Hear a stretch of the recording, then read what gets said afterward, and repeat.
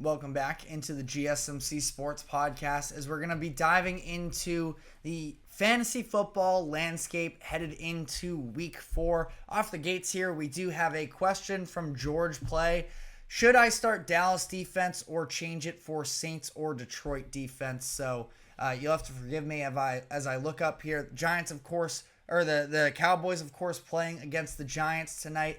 Truthfully, I don't love the matchup there. The other options are the Saints against the Falcons and the Lions against the Seahawks. I feel like out of that group, I think I like the Saints most. The Saints have shown themselves to be a very good defense through the first couple weeks. Falcons, I think especially, have been sort of mediocre on the offensive side of the ball. They can be a good team, but this feels like NFC South matchup. It's going to be a grimy, grinded out game, and I think that it's going to be two defenses sort of, playing very well. So I would go with the Saints there. I wouldn't lock yourself into Dallas tonight. I think that they are very susceptible to the run. Not that I expect a massive offensive outing from the Giants, but it is a game that I would probably just want to stay away from. But we're now going to be diving into my favorite starts of the weekend, talking about matchups. And first off, at the quarterback position, my favorite start is Kyler Murray against the Washington Commanders. Everybody is getting swept up in this Commanders mania because of Jaden Daniels, which is very fair. And I do think that he has a very bright future.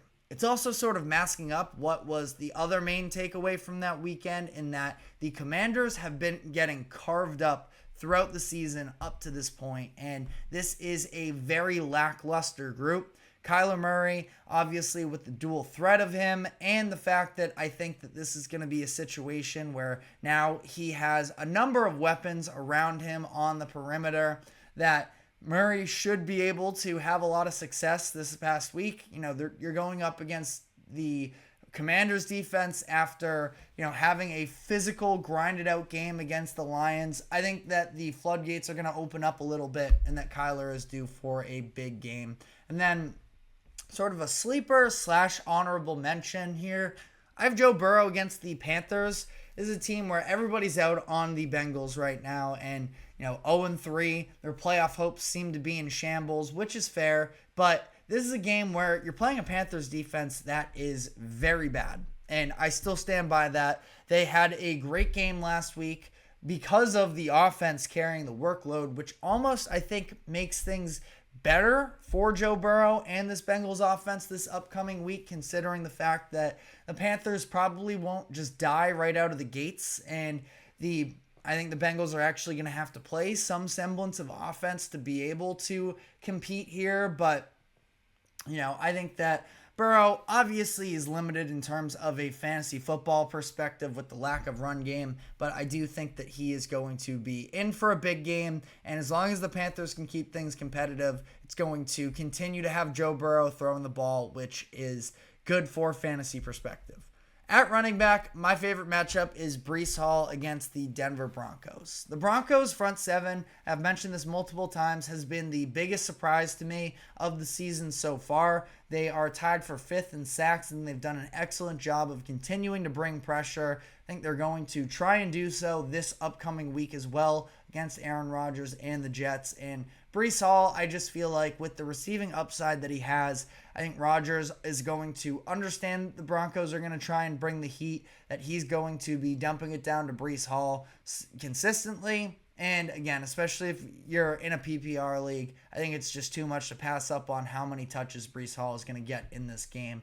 But honorable mention here, do have Aaron Jones going up against his former team in the Green Bay Packers. I feel like Kevin O'Connell, there's a certain fire behind that Vikings team right now. I think at least to some degree, the Vikings are going to try and, make Aaron Jones a real feature of this game. I'm expecting at least one sort of well-drawn up screenplay for him to try and, punch the Packers in the mouth and do a little bit of a revenge game in his own right. So I like Aaron Jones as a, reliable running back 2 play as well, with the potential to go off. Wide receiver, Nico Collins against the Jacksonville Jaguars. The Jaguars defense is still riddled with injuries, especially in that secondary. They just found out that they additionally lost their number one linebacker in Foyesade Oluokun. And I think that this is a situation where the Texans are going to have to bounce back this week. We still don't know what the playing status is with Joe Mixon and Dameon Pierce. They were both did not participate in practice yesterday. Haven't seen anything on where they are at today, but a situation that I think the Texans are going to air the ball out. That secondary is extremely susceptible right now, and I think that Nico Collins is due for a big day. Some honorable mentions as well that I'll throw in there. Marvin Harrison Jr. for a lot of the same reasons that I just talked about Kyler Murray as well at the quarterback position, that I think that he's not exactly, a sleeper in this case, that he is trending towards being a consistent top 10 wide receiver play on a week-to-week basis, but especially against the Commanders this upcoming week, they just do not have anybody in that secondary that's going to be able to match up with him. Maybe Emmanuel Forbes, their second-round cornerback that they drafted in the first round last year, is going to play. It sounded like he was trending towards playing on Monday night, but was ultimately ruled out, which makes me think that he's probably pretty close to playing. I still don't think it's going to be enough to stop Marvin Harrison Jr. There is a clear, Kyler Murray, after saying that it's not really his job to get the ball to Marvin Harrison Jr., that it was this whole, situation last week.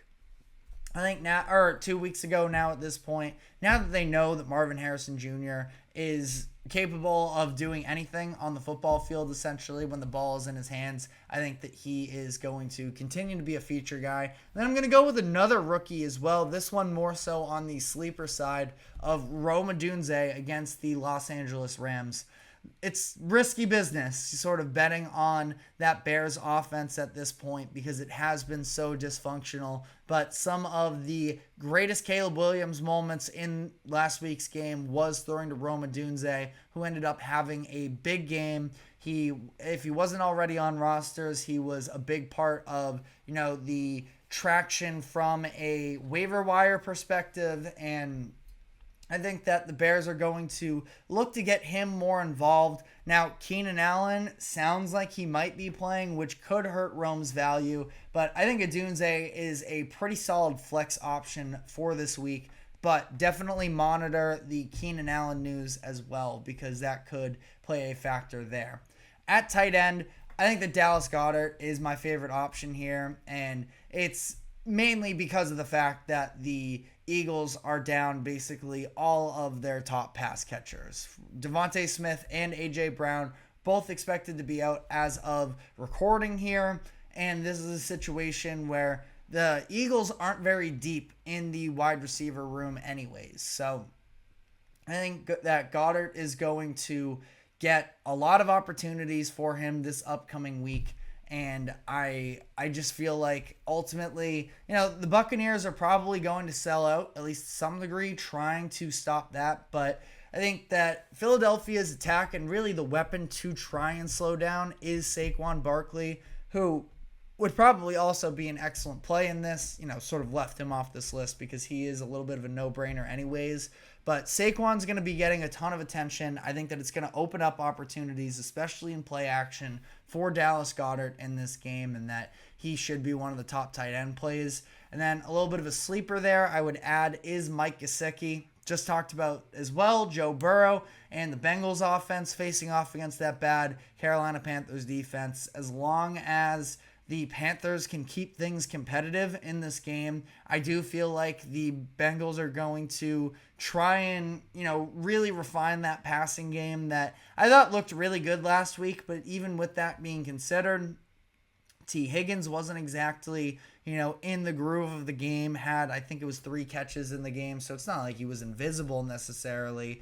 But I think that they still feel like they have a lot of steps to take forward in this game. And ultimately, this is a situation where I'm just betting against the Carolina Panthers.